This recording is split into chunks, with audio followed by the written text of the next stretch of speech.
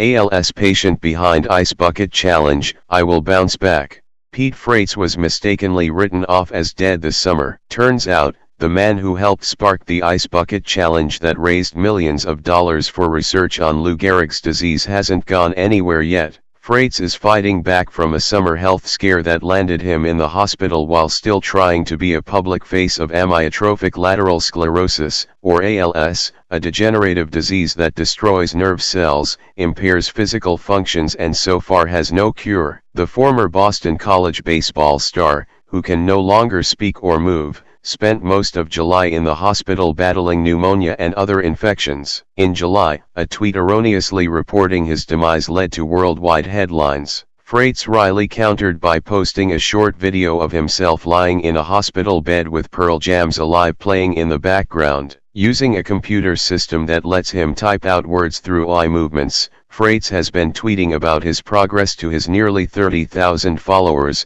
along with regular musings about his family and friends, living with ALS and Boston sports. Lots of down days as you can imagine with ALS, sometimes you don't feel human, he tweeted September 23. Today I am definitely feeling sorry for myself, suits, but I will bounce back. EFF, UALS, friggin' a hole. In the weeks since his July health scare, the 32-year-old has re-emerged to accept honors and accolades across his home state of Massachusetts. Last month, he joined Boston Mayor Marty Walsh, Red Sox officials and the Boston College baseball team on the steps of City Hall to declare September 5 Pete Freites Day in Boston, and former Red Sox slugger David Ortiz and other Boston sports legends feted Freites at Fenway Park to mark the release of a new book on his life, The Ice Bucket Challenge, Pete Freites and the Fight Against ALS. Half the proceeds benefit Freites and his family. Freites' wife, Raleigh, said it's been a difficult and busy few months,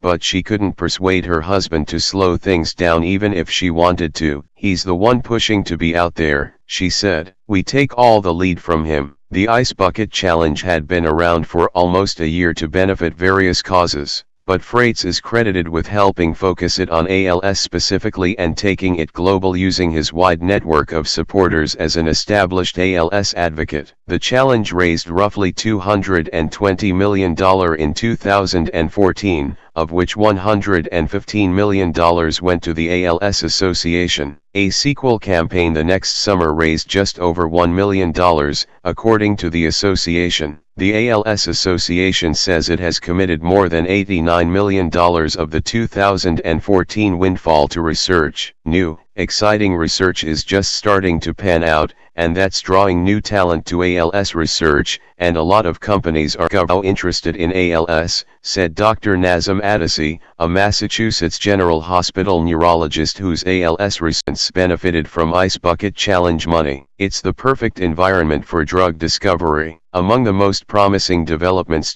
out of research funded by the challenge has been the identification of at least 4 genes that contribute to the disease, a critical step toward developing new treatments, said Kevin Egan, a professor at Harvard University who specializes in ALS. Another development that gives the Freites family hope is Radicava, a drug approved in May by the U.S. Food and Drug Administration following testimony from the Freites and other advocates. It's the first new treatment approved specifically for ALS in 22 years. Freites' mother, Nancy, said they're applying to get her son on the drug, even though it's not clear how it might help, given his advanced condition. The medication, which was developed in Japan without funding from the Ice Bucket Challenge, has been shown to slow the disease in recently diagnosed patients. You just want it to stop, Nancy said. You want someone to say this disease is not tearing through your loved one's body anymore. ALS is still finding new ways to attack